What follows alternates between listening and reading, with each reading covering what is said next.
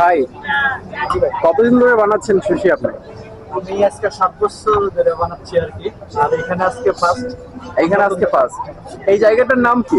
এই জায়গার নাম হলো জালান আলো ভুকির বিন্তা। জালান আলো বুকিত বিন্তা। আচ্ছা, আপনি মালয়েশিয়া কতদিন ধরে আছেন? আমি আছি 7 বছরের উপরে। 7 বছরের উপরে। বাট এই সুশি আপনি কতদিন ধরে বানাচ্ছেন?